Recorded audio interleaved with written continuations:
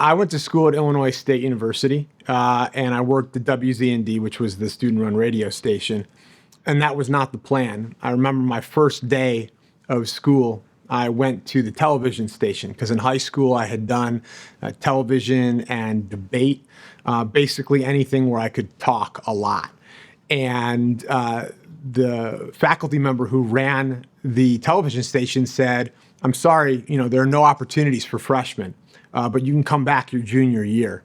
And I walked down to the end of the hall to the student-run radio station, WZND at Illinois State.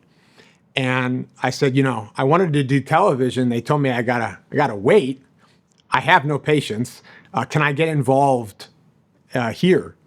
And the faculty advisor at the radio station said, "I think our program director's looking for an overnight shift host this Saturday night from 2 a.m. to 6 a.m. Are you interested?"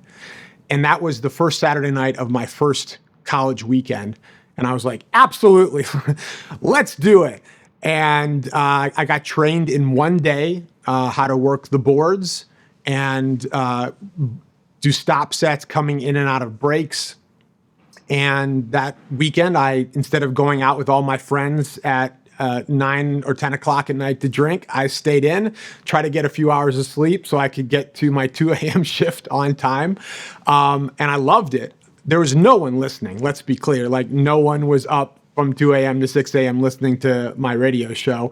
But I fell in love with it. And within a few semesters, I went from just being a 2 a.m. to 6 a.m. show host. I think I graduated to like 10 p.m. to 2 a.m., right? So I was able to go out after the show.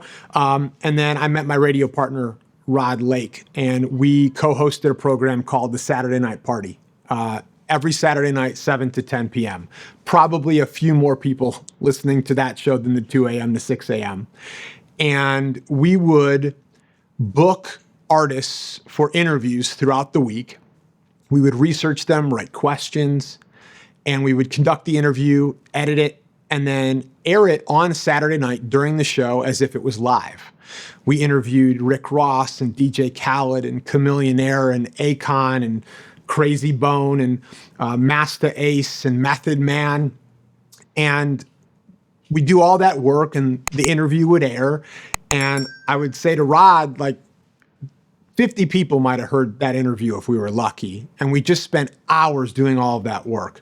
And so I was really determined early to figure out a way to gain a larger audience for the interviews that we were doing. Fast forward to my senior year of school. Got a degree in mass comm with an emphasis on radio broadcasting and journalism. And I was literally going to the library, checking out books like how to build a website for dummies. And my brain just doesn't work like that. And so I had been told about a website called DJBooth.net. And DJBooth was a DJ specific website. It's a platform for DJs to read about headphones, turntables, mixers, DJ tutorials, music charts. And I sent a cold email to the Contact Us form on DJBooth. And I said, my name's Brian Zisook. I'm an on-air host at WZND at Illinois State. I've interviewed this, that, and the other. I'm not looking for any money, but will you allow me to publish my interviews on your website?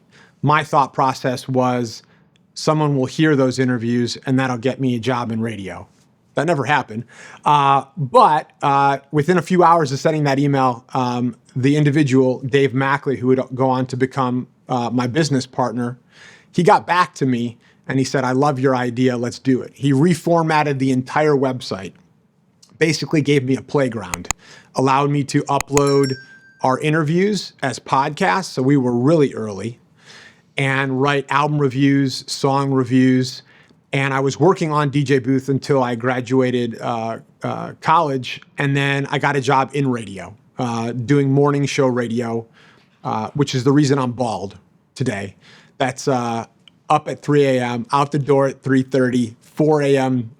To noon every day.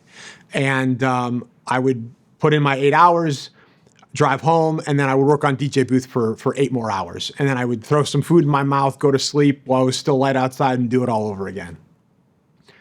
I only made it like 8 months in that position before I quit. They wanted me to go to a remote, and I had to wear like a gorilla costume and hand out T-shirts to people who were looking for like, vacation vouchers. And I was like, I was told that if you really want something, you go after it. I guess I don't really want this. And I tapped out. And I remember calling up Dave and I said, what do you think about us doing DJBooth full time? He was in digital advertising. And he basically said, if you want to do this full time, whatever money that we generate after we pay our bills, I'll send you. But it's too early for me to leave my job.